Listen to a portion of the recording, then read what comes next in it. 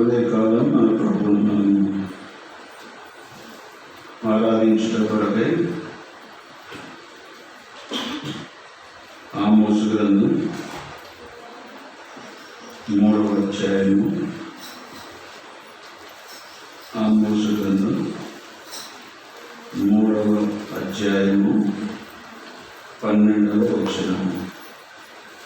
ఆమోసు గ్రంథం 3వ అధ్యాయము 12వ వచనాన్ని మనందరికై చదువుకుందాం. ఆమోసు 3:12. యెహోవా సెలవిచ్చున్నదేమనగా, గొల్లవాడ సింహం నోట నుండి 2 కాళ్ళను చెవి ముక్కలను విడిపించినట్లుగా సోమరంలో మంచుల మీదను గుట్టాలు వేసిన శయ్యల మీదను కూర్చుండు ఇశ్రాయేలీయులు రక్షింపబడుదురు. ప్రార్థన చేసుకున్నాం.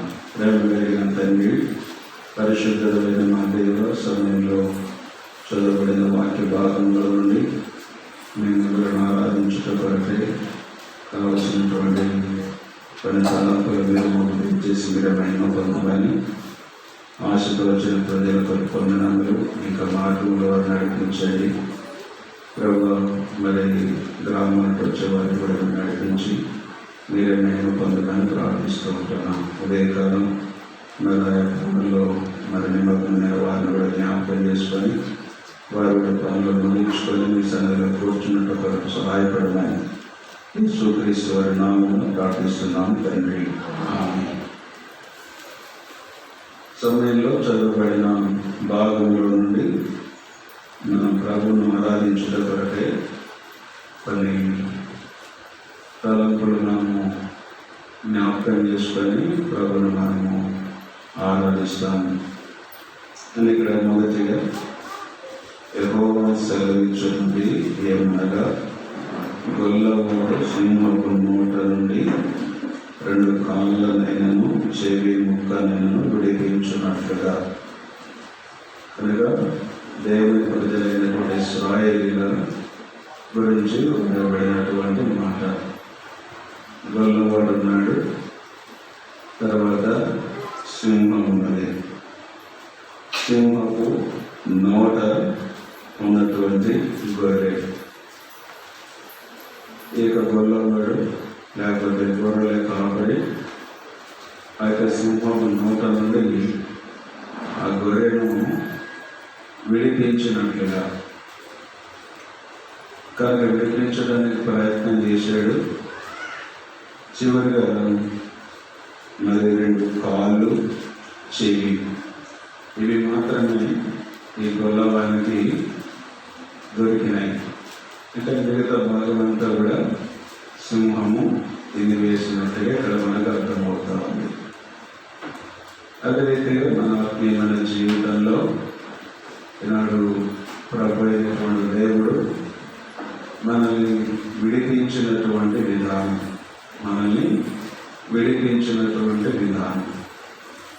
ఏ పరిస్థితుల్లో మనల్ని విడిపించాడు అనేటువంటిది ఇక్కడ మనం చూస్తాము. మొదటిగా మరి కీర్తన గ్రంథం 40వ కీర్తన 2వ వచనం. కీర్తన గ్రంథం 40వ కీర్తన 2వ వచనం. నాశనకరమైన గుంటలో నుండి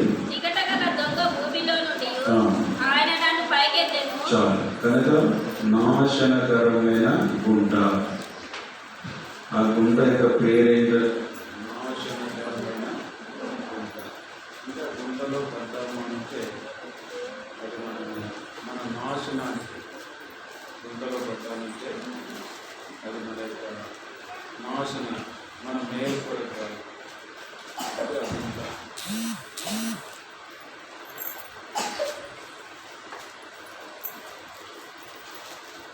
తర్వాత రెండవదిగా గల గంగ ఒకటి.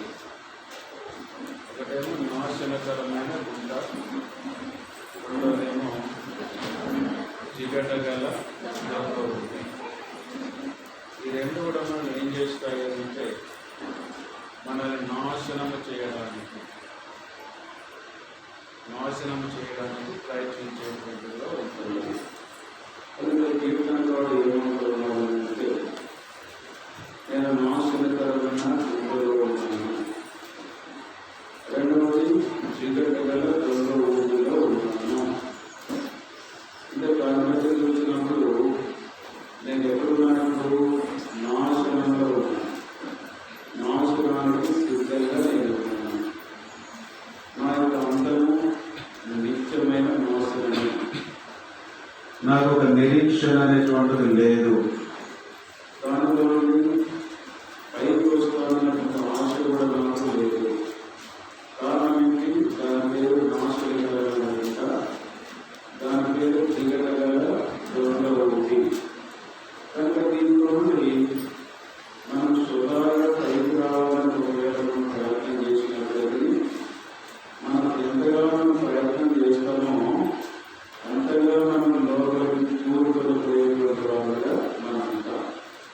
ఇప్పుడు దాని గురించి ఆలోచించినప్పుడు మరి నాశనకరమైన గుంటలు, జిగటగల గర్భభూములు ఉన్నటువంటి మనిషిని అంతం ఏంటంటే నిత్యమైన నాశనమే. నిత్యమైన నాశనమే. దేవుని తప్పించుకోవడానికి మనుషుడు తను స్వతంగా చేసేటువంటి ఏ ప్రయత్నమైనా దానిలో బయటికి రావడానికి వీలు లేదు. ఇప్పుడు మరి దాంట్లో బయటికి రావాలంటే ఏం కావాలా అని అంటే మరి ఒక ఉన్నతమైనటువంటి శక్తి, ఒక బలమైనటువంటి శక్తి ఉపయోగించబడాలి. బలమైన శక్తి ఉపయోగించబడాలి. కనుక మనకు తెలుసు, మనము మరి ఈ చేదు బావులు ఉన్నాయనుకోండి. చేదు బావులో నీళ్లు తోడుకున్నప్పుడు ఆ యొక్క మన చేతిలోని జారి బకెట్ లోపలికి పడిపోతుంది. అప్పుడు ఆ యొక్క బకెట్ పైకి తీసుకురావాలి అని అంటే మన పై నుండి ఏ పనులు చేసినా పైకి రాలేదు.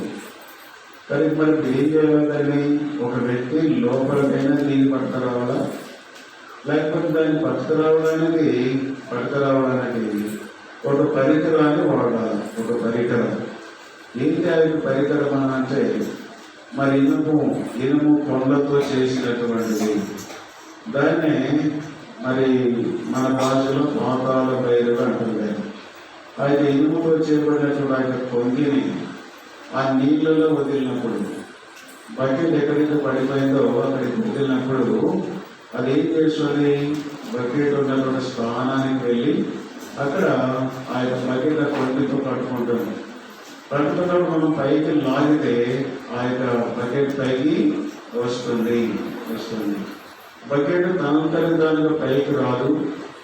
లేకపోతే మనం పైన ఉండి ఏ ప్రయత్నాలు చేసినప్పటికీ పైకి రాదు. కానీ ఆ పై ఉన్న చోటికి ఏదో ఒక వస్తువు వెళ్ళాలి, ఏదో ఒక బలమైన సాధనం అక్కడికి వెళ్ళాలి. వెళ్ళినప్పుడే అది పైకి వస్తుంది. అదే రీతిగా ఇక్కడ నాశనకరమైన గుంటలో, జిగటగల గర్భభూమిలో ఉన్నటువంటి మనల్ని ఇక్కడ అన్నాడు కీర్తనకాడు, ఆయన నన్ను పైకి ఎత్తాను. ఆయన ఎవరు? మన ప్రభు అయిన యేసు క్రీస్తు. ఆయన మనం పైకి ఎత్తడానికి ఆయన ఏం చేశాడు అని అంటే, ఆయన ఏదో పైన ఉండి లేకపోతే ఏదో పరలోకంలో ఉండి ఏదో మాటలు శాసించి మనం పైకి తీసుకురాలేదు. కానీ ఆయన ఏం చేశాడు? మనం పడి ఉన్న చోటుకి వచ్చాడు. మనం ఎక్కడైతే పడిపోయినామో ఆ చోటుకి వచ్చాడు. అదే మనం చూస్తాం. ఆయన పరలోకంలో విడిచిపెట్టి లోకానికి వచ్చాడు. ఎందుకొరకు వచ్చినాడు? ఆయన పాపలు రక్షించడానికి వచ్చాడు. ఆయన పరలోకంలో నుండి పాపములను క్షమించవచ్చు, కానీ అది సరైనటువంటి పద్ధతి కాదు. రక్తం చెల్లించబడాలి.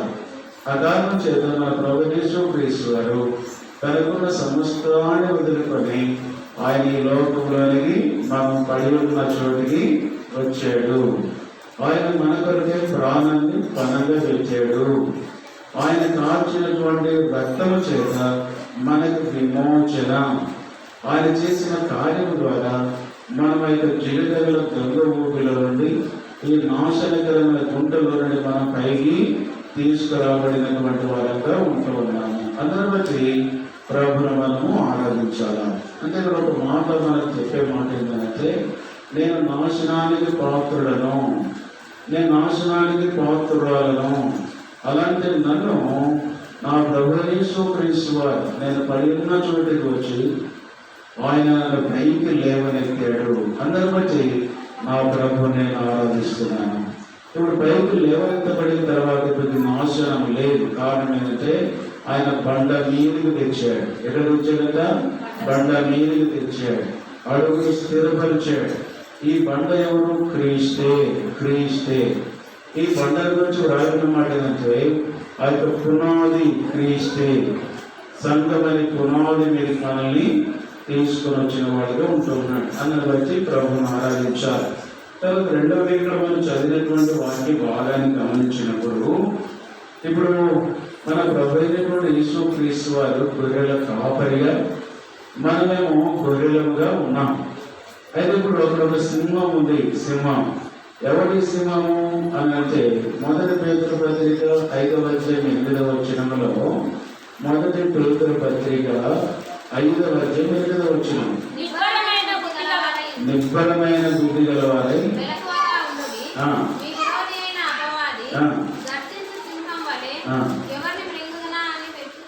అది సంగతి. గర్జించు సింహం వలె ఎవరిని మృంగుదునా అని వాడు తిరుగుతూ ఉంటూ ఉన్నాడు. మనల్ని మృంగి వేయాలని, ఈ నాశనకరమైన గుండ మనల్ని నాశనం చేయాలని ఇక్కడున్నటువంటి అపవాది గర్జించు సింహం వలె. మనం నాశనకర గుంటలో నుండి పైకి వచ్చినాము. వచ్చిన తర్వాత కూడా వాడు ఏం చేస్తున్నాడు? ఇప్పుడు ఈ యొక్క సింహపు రూపంలో మన చుట్టూ తిరుగుతున్నాడు. మన చుట్టూ తిరుగుతూ ఎదురు తిరుగుతున్నాడు. మనల్ని మన చుట్టూ అంటే మనల్ని మృంగి వేయాలని వారి యొక్క ఉద్దేశం. మృంగి వేయాలని వారి యొక్క ఉద్దేశం. ఆ కారణాన గత 2020 సంవత్సరం అంతా కూడా ఈ యొక్క అపవాది రకరకాలైన విధానాలుగా మన దగ్గరికి వచ్చి మనం సంపూర్ణంగా మృంగి వేయాలని, మనం లోకములో ఉండకుండా చేయాలని, లేకపోతే ప్రభువుల నుండి సంపూర్ణంగా మనల్ని దూరం చేయాలని వాడు ఎన్నో ప్రయత్నాలు చేశాడు. మందిరాలు కూడా మూసేయబడ్డాయి చాలా కాలం. మరి మందిరానికి రావడానికి కూడా వీలు లేని పరిస్థితులు. ఇవన్నీ కూడా చూసినప్పుడు మరి ఆత్మీయంగా మృంగి వేయాలి అనే ఆలోచన కలిగినప్పటికీ ఇక్కడ గొర్రెల కాపరి ఆయన ఏం చేశాడు? ఆ యొక్క సింహమునకు విరోధముగా పోరాడి మన పక్షంగా సింహంతో పోరాడాడు. తదుపరకు మరి మొదటి సమూయేలు గ్రంథం 17వ అధ్యాయంలో ఇక్కడ దావీదు గొల్యాతు దగ్గరికి యుద్ధానికి వెళ్ళకపోవడం, సౌలు అడుగుతాడు, బాబు నువ్వు చాలా చిన్న పిల్లల్ని, నీకు విద్యాభ్యాసం లేదు, విలువని తెలియదు, వాడేమో మొదటి నుండి యుద్ధంలో ప్రావీణ్యుడిగా ఉంటున్నాడు, నువ్వు ఏ విధంగా వెళుతావు అని అంటే అప్పుడు దావీదు ఒక మాట చెప్పాడు, అయ్యా నేను నా తండ్రి గొర్రెలను కాయొచ్చు ఉన్నప్పుడు ఆ గొర్రెల మీదకి ఏమొచ్చిందట? సింహం వచ్చింది. తర్వాత ఎలుగుబంటి వచ్చింది. వస్తే నేనేం చేశాను? నేను పారిపోలేదు. నేనేం చేశాను? నేను వాటి మీదకి పోయి వారి నోట నుండి గొర్రెని విడిపించిన. అంటే అర్థమేంటిది? నా ప్రాణాన్ని లెక్క చేయలేదు. నా ప్రాణం కంటే గొర్రెనే ముఖ్యమైనది నాకు. నా ప్రాణం పోయినా పర్లేదు, కానీ గొర్రె మాత్రం నష్టపడకూడదు. అందుకొరకు ఆ విషయాలు దాన్ని చెప్పాడు. అట్లానే ఇక్కడ మన ప్రభు యేసు క్రీస్తు వారు గొర్రెలకు మంచి కాపరిగా, ఆయన గొర్రెలమైనటువంటి మనము ఈ అపవాది యొక్క నోటిలో నుండి లేక సింహపు నోటిలో నుండి వాడు సంపూర్ణంగా మనల్ని మృంగి వేయక ముందే ఆయన ఏం చేశాడు? మనం అంటే విడిపించాడు. ఏమేమి విడిపించాడట? 2 కాళ్ళు. ఏం విడిపించినాడు? 2 కాళ్ళు. తర్వాత చెవి 2 కాళ్ళు, చెవి విడిపించినటువంటి వాడిగా ఉంటూ ఉన్నాడు. ఈ 2 కాళ్ళు, ఈ చెవి ఏమి చూపిస్తుంది అని అంటే కాళ్ళు మరి పాపము నుండి పరిగెత్తుట కొరకు అపవిత్రత నుండి పరిగెత్తుట కొరకు, అపవిత్రత నుండి పరిగెత్తుట కొరకు. రెండవదిగా చెవి దేనికి ఉపయోగపడుతుంది? చెవి దేనికి ఉపయోగపడుతుంది? చెవి దేనికి ఉపయోగపడుతుంది? తిండికనా? వినడానికి. అంటే గత సంవత్సరం పాపం మనకు ఎదుర్కొచ్చినప్పుడు పాపం నుండి మనం పరిగెత్తలేదు, పాపం విడిచిపెట్టి మనం పరిగెత్తలేదు. లేకపోతే దేవుని మాటలు మనకు వినపడుతున్నప్పుడు విన్నట్టుగానే నటించిన కానీ వినలేదు. అందుకొరకు మరొక సంవత్సరంలో దేవుడు మనం ప్రవేశించి, ఈ సంవత్సరం మరి పాపం మనకు అడ్డుకు వచ్చినప్పుడు, పాపం మనకు సమీపించినప్పుడు దాని నుండి మనం పరిగెత్తడానికి దూరంగా వెళ్ళిపోవడానికి, మరి దేవుని స్వరం మనకు వినపడుతున్నప్పుడు మనము ఆయన మాటలు వినడానికి దేవుడు మనల్ని ఏం చేశాడు? మరి ఒక సంవత్సరంలో మనల్ని ప్రవేశింపజేశాడు. గత సంవత్సరం అంతా కూడా మన అపవాది నోటిలోకి వెళ్ళిపోయినాం. ఇక మనకి నిరీక్షణ లేదు, చాలా భయంకరమైన పరిస్థితుల్లో ఉన్నాం. అలాంటి సందర్భాల్లో ఈనాడు మరలా మనము ఆయన కొరకు నడుస్తున్నామనంటే, ఆయన స్వరం మనం వింటూ ఉన్నామనంటే అది కేవలము దేవుని యొక్క కృప. ఆయన మనల్ని విడిపించేందుకు దాన్ని బట్టి ప్రభుని మనము ఆరాధించాలి. తర్వాత మూడవదిగా గమనించినప్పుడు జకర్యా గ్రంథం 3వ అధ్యాయం 2వ వచనం. జకర్యా గ్రంథం 3వ అధ్యాయం 2వ వచనం. అది దేవుని మాట ఆలకించదు, శిక్షకు లోబడదు. జకర్యా 3:2.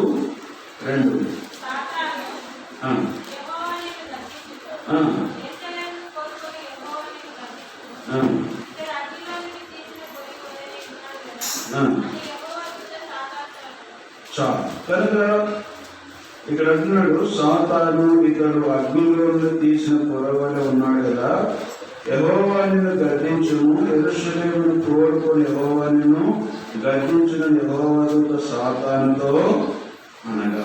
కానీ ఇప్పుడు ఈ యొక్క యెహోషువ ఉన్నాడు, ఈయన మామూలు మనిషి కాదు, ఈయన యాజకుడు. ఇప్పుడు ఎట్లున్నాడంట? మలిన వస్త్రాలతో ఉన్నాడు. ఇప్పుడు సాతాను వచ్చి దేవుని దగ్గర ఫిర్యాదు చేసుకున్నాడు, చూడు ఇతడు మరి నీ సేవకుడు అన్నావు, నీ యాజకుడు అన్నావు, లేకపోతే పరమాత్మ మంచి విశ్వాసం అన్నావు, మరి వాళ్ళకంటే నువ్వు గొప్ప విశ్వాసం లేడన్నావు, కనుక చక్కగా పాటలు పాడుతారన్నారు, అన్ని కూడా చేస్తామన్నారు, కనుక మొదటి నుండి ఉన్నవాడన్నావు, ఎత్తున్నాడు చూడు, వీరి ముఖం చూడు, వీరి బతుకు చూడని ఎవరు చూపిస్తున్నాడు? దేవుని దగ్గర ఫిర్యాదు చేసినాడు. ఎట్లున్నాడంట? అగ్నిలో ఉండి తీసిన కొలివిలాగా. అంటే పొయ్యిలో నుండి ఒక కట్టె బయటికి తీస్తే ఎట్లుంటుంది? అది ఎట్లుంటుంది? మండుతూనే ఉంటుందా? ఆరిపోతుంది. ఆరిపోగా మళ్ళీ ఏం చేస్తుంది? అది పొగ వస్తుంది. ఈ పొగ అందరికి ఇబ్బంది కలిగిస్తుంది. అలాంటి పరిస్థితుల్లో ఉన్నటువంటి ఈ యొక్క యెహోషువ మీదకి ఫిర్యాదు చేస్తే దేవుడు ఏం చేశాడు? యెహోషువ పక్షమున తాను వాదించి ఆ యెహోషువకి ఏం చేశాడు? అతని మలిన వస్త్రాలు తీసివేసి అతనికి ప్రశస్తమైన వస్త్రములను తిరిగి తొలగించాడు. దేవుని యొక్క మందిరం యొక్క పనిని తిరిగి తనకు అప్పగించినటువంటి వాడిగా ఉంటూ ఉన్నాడు. అంటే ఇక్కడ ఏంటి మనం తలంపని అంటే, గత సంవత్సరం అంతా కూడా మనం అగ్నిలో ఉండి తీసిన పొడిలాగా, అంటే అగ్నిలో ఉండి తీస్తే ఏమవుతుంది? అది ఆరిపోతుంది. మనం కూడా సహవాసంలోనికి రాకుండా, సహవాసంలో సేపు బాగా వెలుగుతుంది కట్టే. ఆ యొక్క పొయ్యిలున్నంత కాలం ఆ యొక్క అన్నిటిలో కలిసి బాగా మంట వస్తుంది. పొయ్యిలో కర్ర బయట తీసి ఏమొస్తుంది?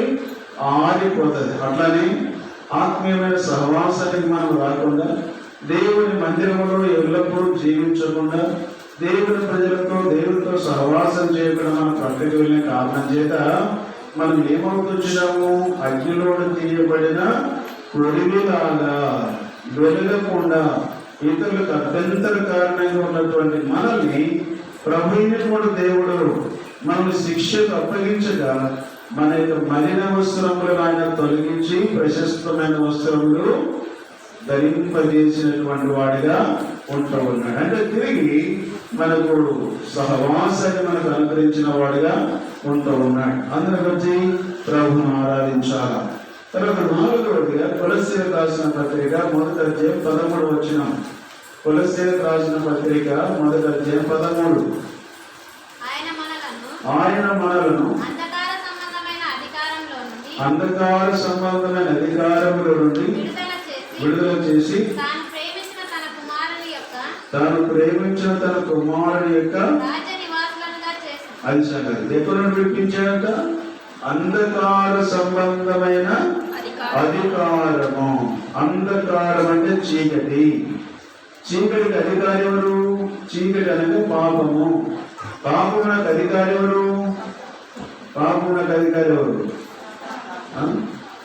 గట్టి చెప్పండి. తర్వాత మంచిగా తెలుగు గట్టి చెప్పండి. నాతాను వెనక చెప్తలేదు. నాతానా సాతానా? కనుక అంధకార సంబంధమైన దానికి అధికారి సాతానుడు. అయితే ఏమన్నాడు ఇక్కడ? అంధకార సంబంధమైన అధికారములో నుండి మనం ఏం చేశాడు? విడిపించాడు. విడుదల ఇచ్చాడు. విడిపించి ఎక్కడ పెట్టినట్టు? ఇప్పుడు తాను ప్రేమించిన తన కుమారుని రాజ్యములని తీసుకొచ్చినాడు. ఇప్పుడు మనం సాతానిక అధికారంలో లేదు, చీకటిలో మనం లేదు. తాను ప్రేమించిన తన కుమారుని యొక్క రాజ్య నివాసులుగా చేశాడు. ఆయన రాజ్యంలో చీకటి లేదు. ఆయన రాజ్యం వెలుగు సంబంధమైంది. వెలుగు బిడ్డలు దాంట్లో ఉంటారు. అందుని బట్టి ఇక్కడ 4వదిగా అంధకార సంబంధమైన అధికారంలో నుండి, ఒకవేళ గత సంవత్సరం నువ్వు అంధకార సంబంధమైన అధికారంలో ఉన్నావేమో, వారి యొక్క అనుచరుడిగా ఉంటూ వచ్చినావేమో, అయినప్పటికీ ప్రభు అయినటువంటి దేవుడు నిన్ను మరణానికి అప్పగించగా తాను నీడలు కలిగిన ఉద్దేశాన్ని బట్టి ఆయన నమ్మకస్తుడు కనుక ఆయన మరణాన్ని ప్రేమించి దానిలో నుండి విడిపించి ఈ నూతన సంవత్సరం తన కుమారుని రాజ్య నివాసులుగా మనల్ని చేసిన వాడుగా ఉంటూ ఉన్నాడు. అందుని బట్టి ప్రభుని మనము ఆరాధించాల. చివరిగా ఐదవదిగా మనం చూస్తాము. మొదటి తిమోతి పత్రిక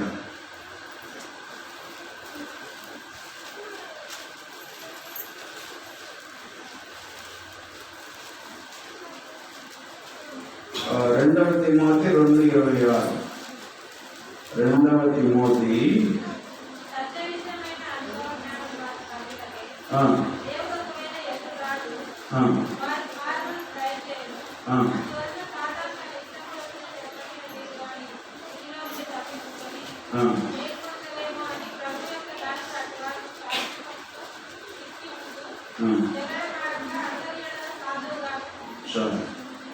మాట చదవండి. బిగ్గర చదవండి. సత్య విషయమైన అనుభవ జ్ఞానము వారికి కలుగుటకై దేవుడు ఒకవేళ ఎదురాడు వారికి మారు మనసు దయచేయును. అందువలన సాతాను తన ఇష్టం చొప్పున చెరపట్టబడిన వీరు వారి ఇరిలో నుండి తప్పించుకొని మేలుకొనగలేమో అని ప్రభు యొక్క దాసుడు అట్టి వారిని సాత్వికంతో శిక్షించుతూ జగడమాడక అందరి ఎడల సాధువుగాను బోధింప సమర్థుడుగాను కీడును సహించు వాడుగాను ఉండవలేను. కానీ ఇక్కడ మాట ఏంటంటే సత్య విషయమైన అనుభవ జ్ఞానం వారికి కలగనట్టు దేవుడు ఒకవేళ ఎదురాడు వారికి మారు మనసు దయచేయును. ఎదురు మాట్లాడేటువంటి వారు, ఈ ఎదురాడేటువంటి వారికి మారు మనసు దయచేయడానికి దేవుడు మనకేమిచ్చినాడు? సత్యవాక్యాన్ని ఇచ్చాడు. ఏమిచ్చినాడు? సత్యవాక్యాన్ని ఇచ్చాడు. అది మాత్రమే ఈ సత్యవాక్యమును బోధించుటకు సత్యవాక్యాన్ని బోధించుటకు, ఈ వాక్యమును నీకు నేర్పించుట కొరకు ఆయన దాసులను అనుగ్రహించినటువంటి వాడిగా ఉంటూ ఉన్నాడు. తన గత సంవత్సరం కాలం ఎదురాడే స్వభావం కలిగిన వ్యక్తిగా జీవించినారేమో, ఎదురు మాట్లాడడం, ప్రధానికి ఎదురు అలాంటి వారికి మారు మనసు పొందు నిమిత్తము, అలాంటి వారు ప్రభువులోకి వచ్చే నిమిత్తము దేవుని సత్యవాక్యాన్ని మనకు అనుగ్రహించి ఆ వాక్యాన్ని బోధించే కూడా దేవుని దాసులను మన కొరకు ఉంచిన వాడిగా ఉంటూ ఉన్నాడు. అందరి బట్టి ప్రభువును ఆరాధించాల. మొదటి సంగతి ఏంటి? నాశనము నుండి విడిపించాడు. రెండవది సింహపు నోట నుండి విడిపించాడు. తర్వాత మూడవది అంధకార సంబంధమైన అధికారులను విడిపించాడు. నాలుగవది చెప్పండి, మీరు ఏం చెప్తే అదే పలుకుతాను. అగ్నిలో నుండి. ఐదవది అంతేనా? కరెక్ట్ చెప్పారు. ఒకదానికి కరెక్ట్ చెప్పినారా మీరు? మళ్ళీ చెప్పండి. మొదటిది నాశనకరమైన గుంట, రెండవది సింహపు నోట్ల నుండి, మూడవది అగ్నిలో నుండి, నాలుగవది తర్వాత ఐదవది ఎదురవనేటువంటి వ్యక్తులమైన మనకి మారు మనసు ఇవ్వడానికి దేవుని వాక్యాన్ని మన కొరకు ఇచ్చాడు. వాక్యం బోధించేటువంటి దాసులను మన కొరకై ఉంచినటువంటి వాడు ఉంటూ ఉన్నాడు. ఒకరు ఎదురాడేటువంటి వారు మారు మనసు పొందకపోతే వారు ఏమవుతారు? దానికి వచ్చేటువంటి ఫలితాన్ని వారు అనుభవిస్తారు. అందుకొరకు ఉదయకాలం ప్రభుని ఆరాధించినందుకు ప్రభు గత సంవత్సరం అంతా కూడా నా వ్యక్తిగతమైన జీవితం మీద, నా కుటుంబ జీవితం మీద, లేకపోతే సంఘ జీవితం మీద ఈ 5 రకాలైనటువంటి ప్రభావములు, 5 రకాలైన శక్తులు పనిచేసినాయి. ఎందువరకు? మమ్మల్ని నాశనం చేయాలని, సంపూర్ణంగా మేము లేకుండా మృంగివేయాలని. కనుక మేము మా మీద అపవాది విరోధంగా వాడు మా మీద ఫిర్యాదు చేశాడు. అంధకార సంబంధ అధికారములే మేము వదిలినాం. అయినప్పటికీ మీరు వాళ్ళని విడిపిస్తూ వచ్చినారు, విమోచిస్తూ వచ్చినారు. విమోచకుడుగా మాకు చేసిన ఈ కార్యముల కొరకే మేము మిమ్మల్ని ఆరాధిస్తున్నామని ప్రభుని మనము ఆరాధించేటువంటి వారుగా మనం ఉన్నాము. ఈ తలంపులు గమనం ఉంచుకొని మరి దేవుని సేవకు నడిపించకూడదు. మనము ఆరాధనలో మాట్లాడదాం. ఆరాధనలో 5 మాటలు చెప్పాల్సిన పని లేదు. ఏదో ఒకటి గుర్తు చేసుకొని దాన్ని బట్టి ప్రభుని మనము ఆరాధిస్తాం. ఆరాధనకు వెళ్తున్నాం. ఒక చిన్న పల్లె పాడుతున్నాము, సమయం లేదు కనుక ఆ తర్వాత ఆరాధనలోకి వెళ్దాం. పాడు సంఖ్య 102లో విమోచన గానములతో పాడతాం.